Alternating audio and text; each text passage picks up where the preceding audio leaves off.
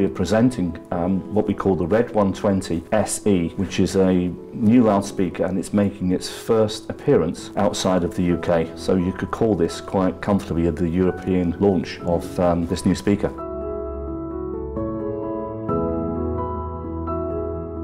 We've had a lot of success with the Red 120. It's a speaker that's become very much loved. People quite like it because it has that combination of sound and price and size. People particularly love the fact that it's not too big, yet it can play with good bass extension in real people's rooms. In the development of the original 120, I spent so many hours tuning the speaker. And what I find is when I spent many hours having made mistakes and corrected them, and I get to where I'm really happy, and I can go away and come back a week later and make the same tests and come to the same results, it means really the speaker's optimized. It's the best I can make it. In the case of the 120, it was the tweeter. I was able to make some changes to our tweeter by putting a metal faceplate on instead of the plastic one that the original has. And what this did was it made the structure much more rigid. And when the tweeter plays, and one of the tests we'll do later is where I will play a drive in it without a crossover and without a cabinet, so I'm hearing just the driver. By doing this, I'm hearing improvements. I'm hearing more resolution when the tweeter plays. I'm also hearing that when the music gets a little bit aggressive, the tweeter is staying stable. So it's not getting harsh, it's not getting painful, but at the same time it's not covering any information up. So this was a big enough improvement for me to think, okay, there's an opportunity to take the speaker to a higher level. It's very important to me that you don't hear a woofer play in the mid-range and the tweeter. It should be one sound, as if there's only one drive in it there. So we have here a small demonstration. When I design a loudspeaker, the most important thing to me is to make sure the drive units have a good sound. I test them with no crossover and no cabinet, as you can see here. This drive unit comes from a Red 100, and this one here comes from a very famous competitor. So I'm just going to play them, and then you can hear the difference. 21 as strong as I can be.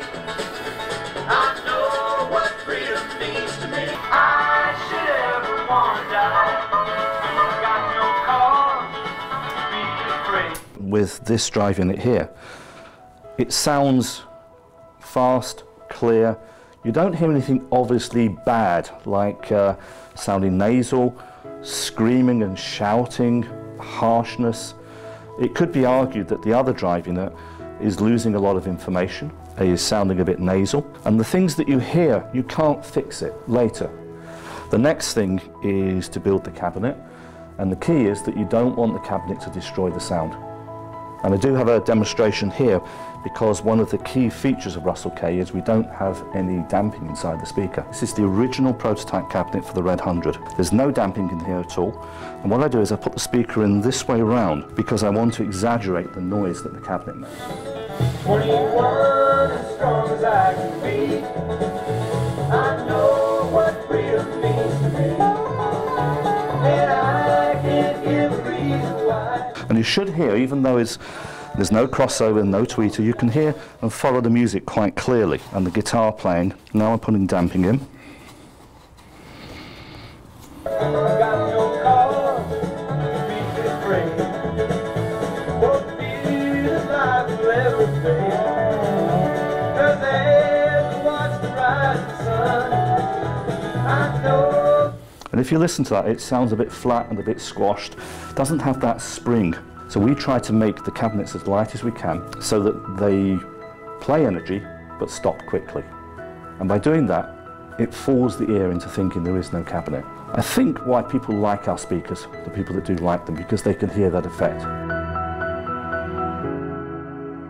The fundamentals have to be that the speaker is playing in a natural way at the beginning. You can't push something beyond where it can go.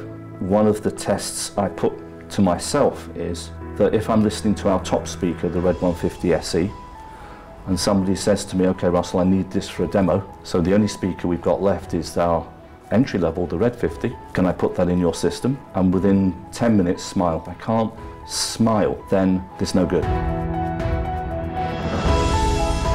With an instrument like a violin, the sound you hear in the room is in fact the strings and the body playing together. Our speakers work in almost the same way, that what you're hearing in the room is the speaker driving it and the cabinet. I always say to people that have a listen to our loudspeakers. If they don't make you smile within 30 minutes of playing them, don't buy them, because you won't enjoy them.